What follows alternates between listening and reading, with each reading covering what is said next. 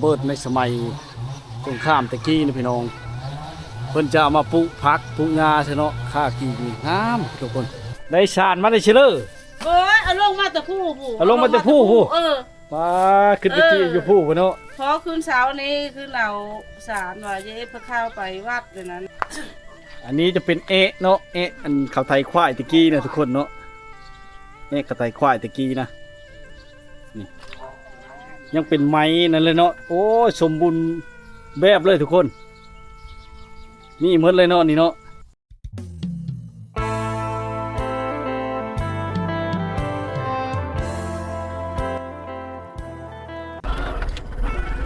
ยินดีต้อนรับเข้าสู่วิถีชีวิตคนไทยบ้านพี่น้องวิดีโอนี้ก็เข้าพาพี่น้องไปเที่ยวส้มเนาะบ้านท่านทางลาวพี่น้องมุงลาบรีแกงจันทร์เขตเนาะเป็นเผ่าพุทธไทยครับพี่น้องหมู่บ้านตั้งอยู่กลางภูเขาเนาะพี่น้องกำลังสร้างกำลังสร้างเฮ็ดเรือนเฮ็ดชาติแล้วตามให้ตามหน้าตากำลังงอกเนาะพี่น้องเนาะตากำลังงอกนะทุกคนนะหมู่บ้านกลางภูเขาเนาะแคมพูแคมพาเล็บพาไปจนฮอดพุ่นแล้วพี่น้องบ้านพนค่ำน้ำโมนากระบอกเลยเนาะเอ็มทางในการใครแน่แล้วพี่น้องเป็นแบ่งเนาะดีแล้วพี่น้องเดี๋ยวส่งหมู่บ้านเขตชนบทนะเป็นเผ่าพุทธไทยมันนี่พี่น้อง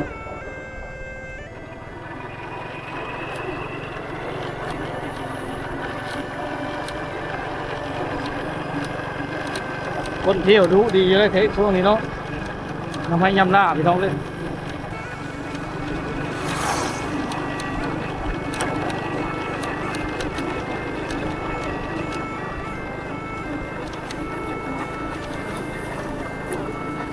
มาแต่จุดสุ่มว่างๆเนาะวัดแกไปไล่กัน10 ปลายกิโลนะทุกคน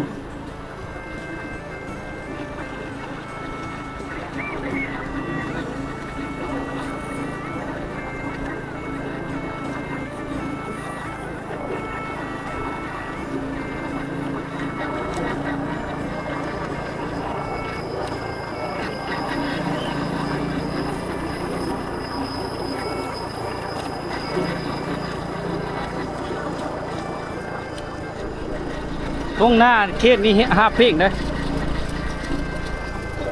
แรงกำลังดกเนาะ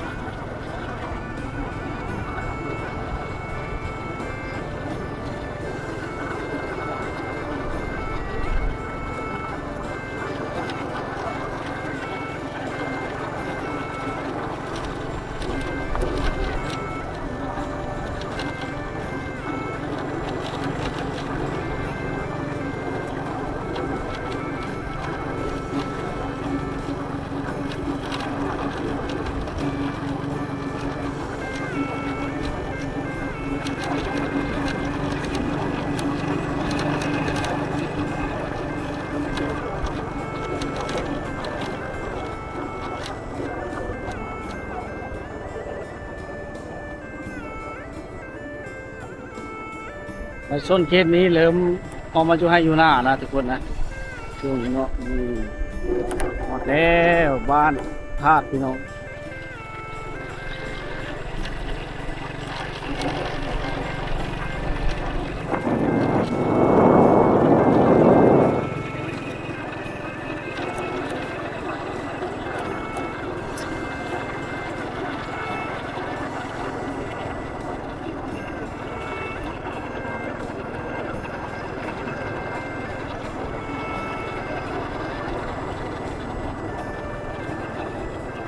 บ้านนี้ก็มีไฟฟ้าแล้วทุกคนเนาะ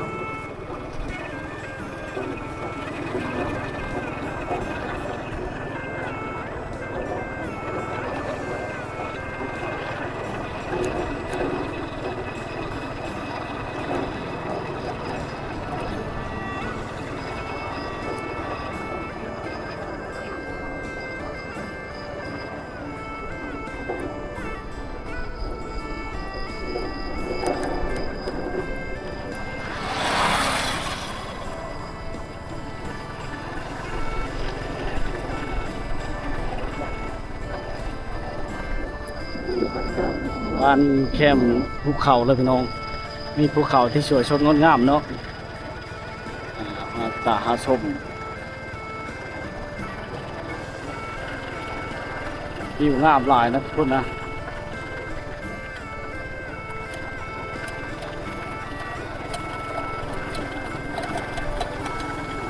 มีร้านอาหารร้านเฟอเนาะเปียกคน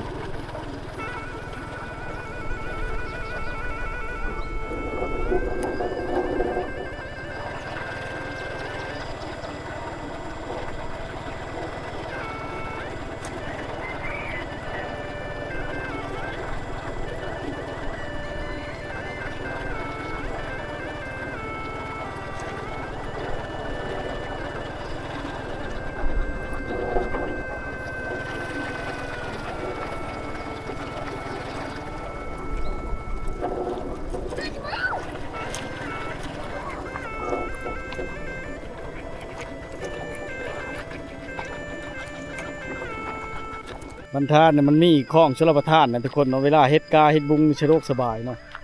สายน้ำไหลซองพระข้างทางเนาะบนทางนี่ฮอดแต่จุดชุมเมืองวังพี่น้องทางอย่างนี่เนาะเพียงแต่10 ปลายกิโลเนาะน้องก็ไถให้ไถหน้าระยามนี่กากำลังงามนะทุกคนเข้มบานเลยเนาะ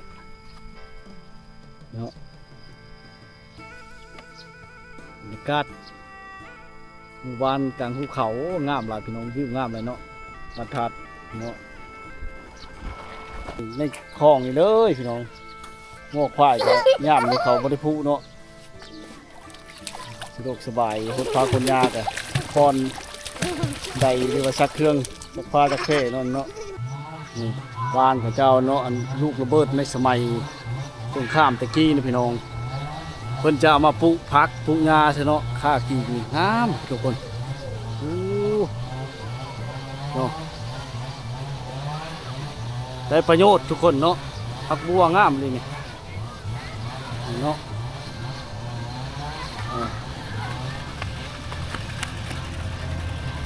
งัวควายกับเจ้าเนี่ยจะอยู่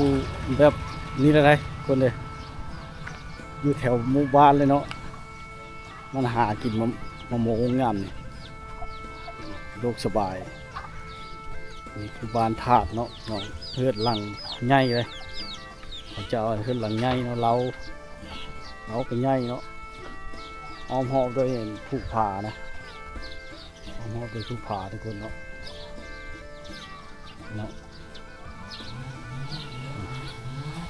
ง่ายขนาดเราเขาเจ้านี่ทุกคนเนาะเพิ่นเลิกกันหลังง่ายเราเขามีเป็นเราเขาเนาะลักก็ใช้รถไถนาเนาะสบายดีโอ้ได้หักมาแต่หน้าบ่เฮ็ดแล้วเลยเฮ็ดกายพุ่งแล้วแหละยังไปจ้องงูจอมงูเขาประทัดได้ผู้บ่ยามนี่นะยังประทัดได้ผู้เนาะเอาเดี๋ยวมามันมาไม่ได้มันงูลายโตคนไปมีครบแน่อยู่ผู้คุณบ่บ่นะอยู่ตรงหน้าทางนองแดงตรงหน้าไปทางพลค่ำเนี่ยนองแดงคืนนองแดงคุณบอกฮอดทำปองคุณเพียงทำปองกระโดดตรงหน้าใหญ่ๆแม่นรถมันแก้วโง่อยู่แถวนั้นเนาะแถวบ้านนี่โง่เขาเนาะโง่แถวบ้านเนาะโง่เขาตัวเมื่อแต่โง่เจ้าของอยู่ตัวพุ้นแต่ปล่อยเลยไม่ได้มาเลยคือจะได้เข้าลายเราเจ้าบ่นี่ง่ายเลยเราอายตัวนั้นเราอายตัวนี้เราเจ้าน่ะอันนี้ตัวได้ไทยอันนี้บ่ไทยบ่ฮั่นยังมีอยู่เนาะไทยบ่ฮั่นกันเก็บไว้อยู่พร้อมน่ะครบชุดน้อยง่ายไทยตะกี้โหจะเก็บไว้อนุรักษ์ไว้ให้ลูกหลานเบิ่งอยู่เนาะสีมือในเศร้าพุทธไทยบ้านธาตุพี่น้องเนาะมาด้วยมาสะพัดตัวจริงบุญฮอดจอดถึงเนาะพุทธไทยเฮาพี่น้องเขตเมืองวังเนาะตอนนั้นแล้วชีวิตการเป็นอยู่แต่เก่าไถมือไถควายแต่ข้าวไม่ทันได้รถไถโอ้ยเลี้ยงเก่าจุดใหญ่เฮาก็เฮ็ดกาแล้วแต่เฮาก็อันนี้ก็หน้าคลองสุรประทานนี่ระยาวแล้วกานะมันได้น้ำเลยเนาะมาแต่หัวพันเตอร์นี่เนาะแต่คุณแล้วมันหน้าน้ำฝาเฮาเด้มันถึงมันแข็งบ่น่ะ ฮะ ทีนี้มันแข้งมาเป็น บ่ ยังไง นะขี้เมงใดโป้มน้ำนี่ขึ้นน่ะดึงขึ้นมาเบิ่ง แปลงใด มันทงลมมันเฮาใบพัดมันไม่ได้ล้างดื่ม ขี้เมง โอ้ยเนาะเนี่ยฮอดยามให้ยามหน้าเลย อืม เลิกก็เต็มตะกร้าตะบุงเลยซักเอาบ่สังพีกะ ซักแน่ว่านแน่ แถวน่ะวานเนาะ อืม แถวบ้านหน้าเอะแถวหน้ายมเขาชักเนาะ อืม นี่นั้นเอสพิเลอร์เลยนะ ซ้อมพักใบฉาน ใบชาน เออ ไม่สารจะแกงนี่ อืม ไม่สาร ยังใบชานเนาะ แกง ได้ชานมาได้ชิเลอร์ โอ้ยเอาลงมาแต่ผู้ผู้ เอาลงมาแต่ผู้ผู้ มาขึ้นไปที่อยู่ผู้พุ่นเนาะ พอคืนเช้านี้คือเราสารว่าเย้พระเข้าไปวัดเลยนะ เด็ดพาเข้าไปวัด ยอะ เข้าไปวัดทางหันเด็ดพาเข้าลงวัดมืออื่นเนาะ เดินตรงวัด ในชาวพุทธไทยเท่านี้ อัหาอ้ายหาลุง ชนหลายจะมีวัดเนาะพี่น้องเนาะ วัดแหละวัดอันเมืองลาวเฮาเจ้าเสนเฮาดีไม่แห้งเนาะ มีดีมีแห้งครับก็ได้ ถูกชาวนาเฮาในนี้เลยลูกเอ้ยถูกเนี่ย ลานบ่เนี่ย หลาน หลานแล้วนี่หลานลูกชาย นี่แล้วเลยพี่ชานอยู่นำเนาะ เด้อ ใบชานน่ะมาแต่ผู้พุ่นพี่น้องเอ้ยมีได้เคยเด้เนาะ พูดแล้วผู้ เพิ่นสิได้กินเนาะขึ้นผู้ วันเช้ามันง่ายเลยเพิ่นคือเช้านี้ได้เท่านี้แหละ มีได้หลายไปเลยเนาะ โชคยะได้หากินได้เลยแม่ง เพิ่นสิได้เนาะหาพืชมาไว้เต็มตารางเพิ่นพี่น้องเอ้ยเพราะว่าฮอดยามพ่นนี่มันหายากเด้ พ่อแม่ได้เฮ็ด หายากนี่เฮ็ดไว้ไว้ดังเนาะนี่แหละชาวพุทธไทยเฮาพี่น้องเลย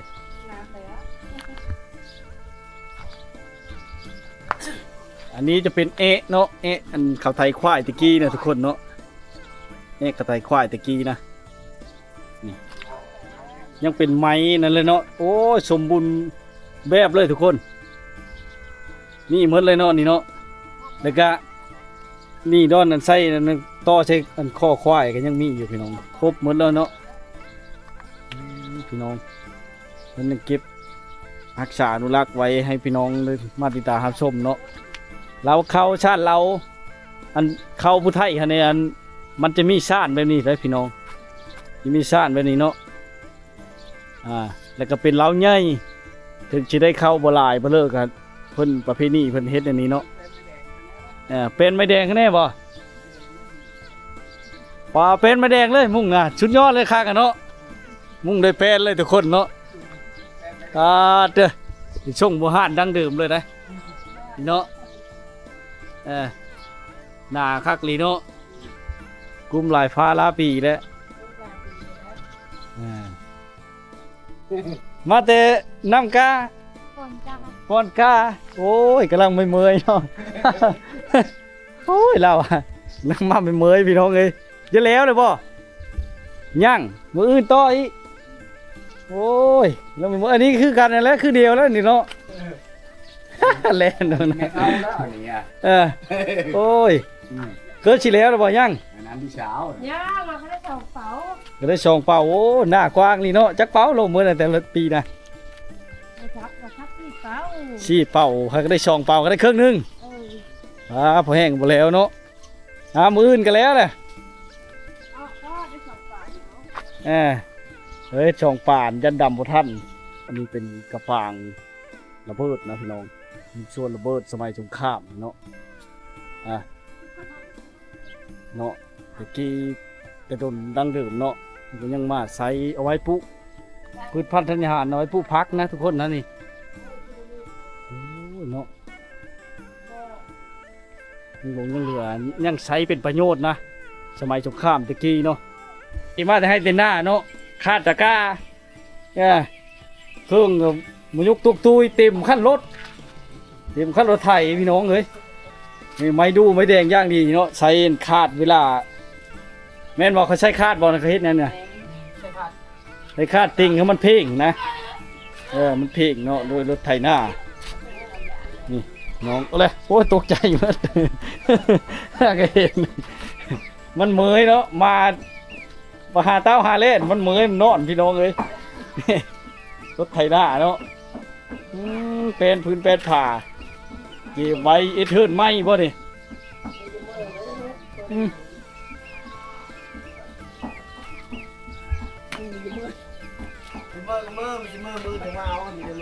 กำลังไปเมยอันนี้บ่ไถมาแต่ไถนาเลยเนาะมาให้หน้าธนาคาร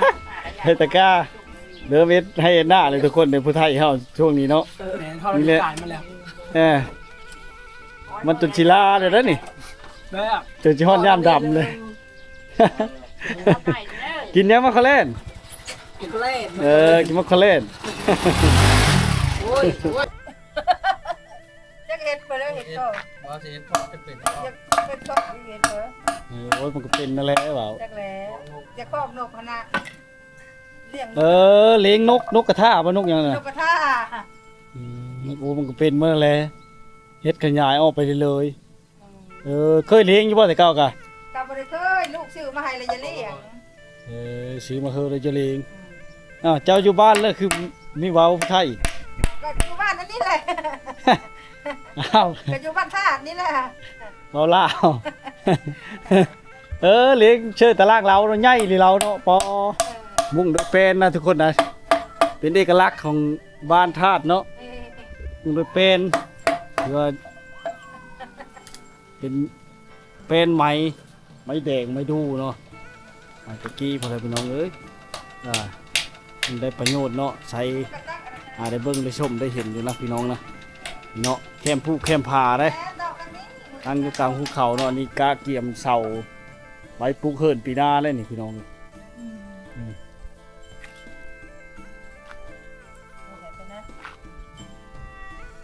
เป็นเศษอันย่างอย่างนี้แหละใส่นกกระทานะเลี้ยงนกน้องลองเลี้ยงนกมาเนาะพี่น้องมาแต่สวรรค์เนาะซื้อมาเฮอเลี้ยงลองเบิ่งโอ้ยได้แล้วลองกะฮอดโนแก่พืชมาพร้อมนี่นะพี่น้องเขตชนบทเฮาเนาะบ้านท่านี่ก็เป็นหมู่บ้านที่ใหญ่เลยทุกคนเนาะแต่เฮือนซ่านการดำรงชีวิตยังแบบดั้งเดิมนะชาวผู้ไทยเนาะชนเผ่าผู้ไทยพี่น้องไปเพิ่งในชมเนาะไปเฉลยได้ผู้ชาว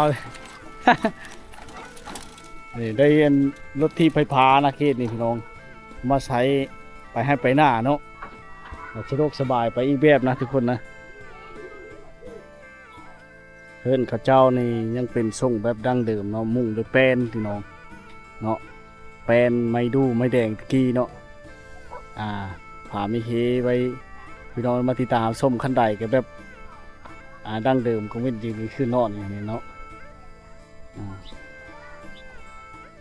ผู้ดมสมบูรณ์ไปอีกแบบเนาะบานไกลหุบเขานะพี่น้องมีภูผาเนาะอันนี้ก็คูนดินชื่อจิเมนกาเกียมเอาไว้ปลูกเขื่อนเนาะพี่น้องมันก็มีการพัฒนาเราเข้าเขาในแปลกนิดนึงพี่น้องเป็นใหญ่เนาะใหญ่พอจุควรพี่น้องเราเข้าเนาะบ้านนี้เขาเจ้าลักๆเขาก็เฮ็ดนาเนาะปลูกเขาเฮ็ดให้เฮ็ดสวนพี่น้องหาอยู่หากินตามธรรมชาติเนาะเลือดพักแล้วโบบมาแต่ให้ไปเลยเนาะแต่ให้แต่โซนโอ้แปลงเองเลยนะแปลงใช่ไหมเจ๊งจัก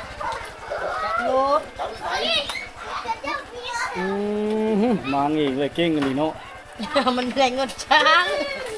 ถ้าช้างมันแพงอยู่ไก่เนาะเอามาเลยเชลล์นี่ปะมาแต่วัดมันมีบุญบ่ลงบูชาวันชินบ่มีน่ะ17 18เอาละบ่ฮู้จักโอ้ย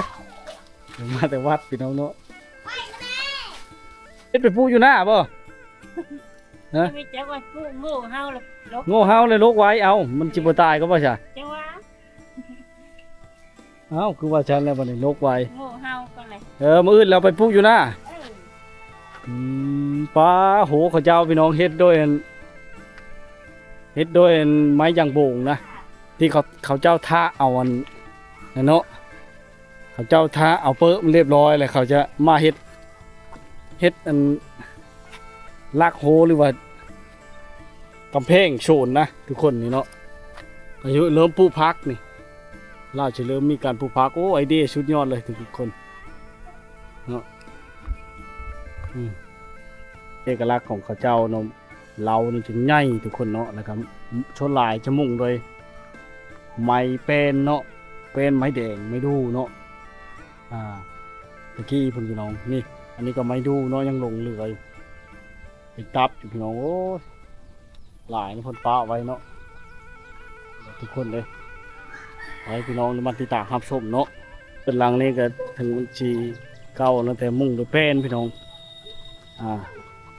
เป็นเฮิร์นขั้วเนาะนี่เนาะเป็นที่ดั้งเดิมไว้ให้พี่น้องได้มาติดตามรับชมเนาะให้พี่น้องเลยเนาะเบิ่งไปชมกันมันมีห้องน้ำเนาะนี่อาบน้ำก็สะดวกสบายพี่น้องอยู่ในนาเฮิร์นเลยมันไหลมาแต่ผู้ผ่าไปได้นี่คนเลยเนาะนี่เนาะโอ้คนวิวก็งามเนาะยองงัวควายเขาเจ้าเนาะมันอยู่แถวกลางบ้านเลยนะพี่น้องเลยก็สะดวกสบายเนาะการชันจรไปมากอะเวลาเขาอยู่แถวบ้านเขาค่อยไปค่อยมาเนาะเป็นทางแดงนะเพราะทางเช่นนั้นนะมันมาแต่จุดชุมว่างๆพี่น้องเนาะงัวก็เต็ม